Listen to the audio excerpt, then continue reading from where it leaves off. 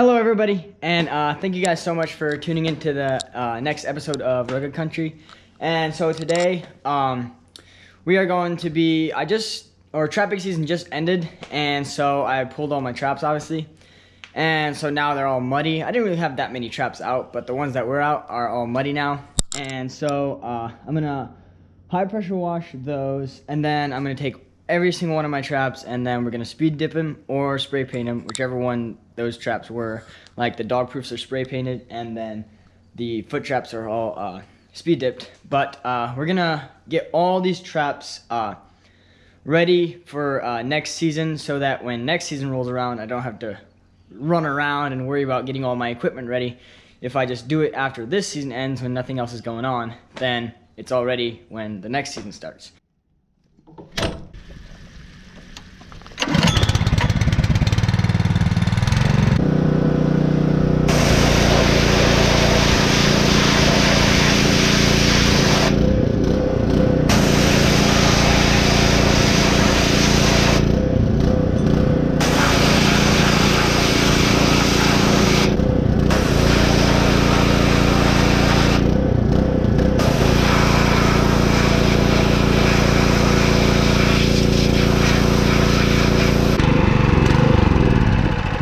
So it is the next day, and so as you guys just saw, I power washed the traps that weren't power washed, and the other ones have already been power washed. And so now I have this mixed together, and this is the speed dip. Can't really read the D, but some people like put like actual like trap dye, and then they boil that, then they dip the traps, and they have to boil more and put wax in it. And they dip that. I'm not even quite sure how that works 100%, but this is a lot easier and a lot faster, so I just use speed dip, and then you just have to dip it once, and it protects from rust and deodorizes it. So this is what I use, and that's what's in here. I already mixed it together. The directions are on the back. It's really easy. So now I have to dip all the traps that were in the dirt, and get them ready for next season. So we're gonna start off with the traps, my coyote and fox traps. So these are number 3 dukes, and so I don't know if this container is big enough. Sometimes you just have to kind of like rub it on, but this is traps that I power washed yesterday, and so I just dip them in, and as you can tell, it doesn't go like completely under all the water or the water. Speed dip. So I just pull it out, flip it around, make sure everything is covered, and then you pull it out and it's nice and shiny. So, but really the point of this isn't really to make it shiny, but it really does. And so after that, I just hang it up, and then you're ready for the next trap. So it's fairly easy. I'm getting it on this glove too. Oh my gosh. And it's really easy and it's really quick. So that's what I use. It's just based on whatever you want to use and how much time you're gonna spend on dipping your traps.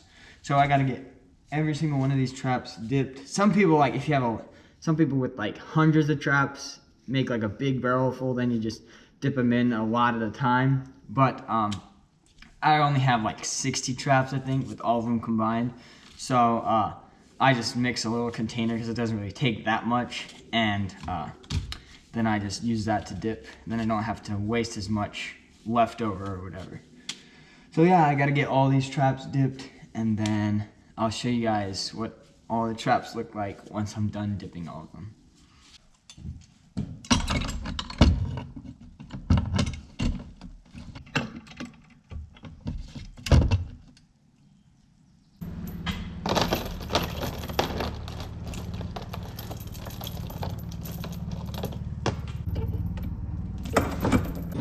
So we finished speed dipping all of the foot traps and all the traps that are can't think right now. Conamares and some of the dog proofs that are speed dipped. And then now we have to spray paint the ones that have paint on them instead of speed dips. So I have some just regular spray paint, I guess, outdoor exterior. And so I don't really like just coat the entire thing with more paint. It just causes more whatever. It just gives an extra coat and it just globs up, or yeah, it globs up the trap so that it won't fire as easy. So I just look for areas that paint is scratched off or that is starting to rust or whatever, and then make sure this thing is ready to spray. So like, as you can see, there's, I don't know if you guys can see, but the paint's off of like the edges there. So I just spray it, and I don't really care like what it actually like looks like. I just want it coated so that it doesn't rust or whatever. So that's pretty much all I'm worried about when I'm spray painting. And everything, I just make sure that everything has a nice even or coat of paint on it. And yeah, so it usually doesn't really take that much when it's painted because it doesn't come off as easy, and it just, yeah, it doesn't take as much. So after that is done, then I just hang it up to dry. And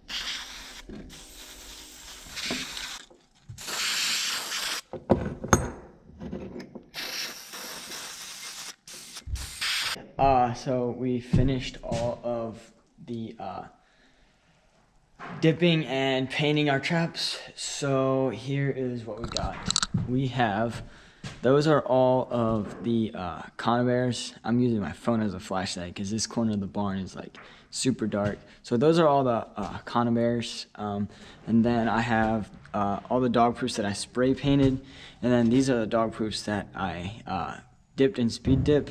And then those are a couple 1.5s. All of these I didn't even put in the ground this year, so I didn't even worry about dipping them. And then this is all of my coyote traps that I put in speed dip. So yeah, that took me probably an hour and a half to do all that. If I would have been like in a really hurry, I probably could have done it a little bit faster, but just average speed or whatever, took me like an hour to dip like 60 traps and paint some of them. So yeah, it didn't really take that long. And so now that all my traps are ready for next season, they just have to dry, and then I just put them in what do you want to call it, containers or tubs, and then I just stack them along the shelf on the new bench that I made. Alright, so it is like a couple days later, and so I was getting ready to edit this video, and all of a sudden I was like, well, I didn't even show you guys like what my setup is as far as like swivels and whatever chain length for my traps. So I'll show you guys what's up with how I rig up my trap. With my trap setup, so these number 3 Dukes come with just, I think it's pretty much just this chain length right here with this swivel. And so what I did is I went and added a small chain section. I think it's like 4 links. Doesn't really matter, it's just a small section.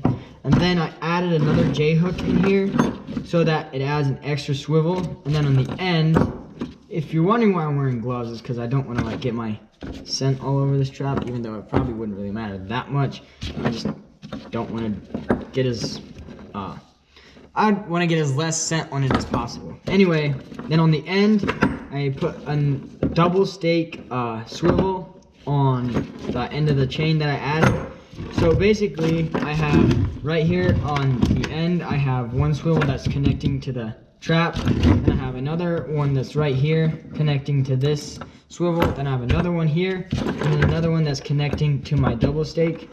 And that, so in total I have four swivels in my entire trap to help the animal not to be able to, like, I guess twist out of it. So like the more swivels you have, the better.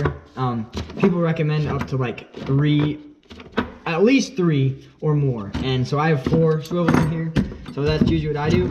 And some people add more coils or whatever, but I think this is perfectly fine strength for holding holding my traps that I catch. So basically, that's my setup for my traps, for my coyote traps. Hey, well, I hope you guys enjoyed this, I guess, trap preparation. It was just pretty much me dipping traps and then showing you guys my setup for traps. If I bought new traps, then I would have to add more swivels and chain and whatever to make that setup.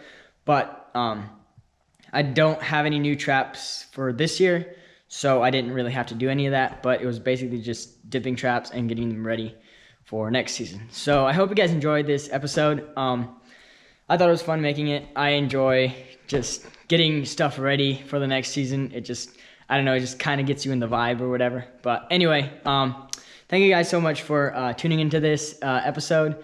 And if you haven't yet, please hit the subscribe button. Really appreciate it. And we'll catch you guys on the next episode of Rugged Country.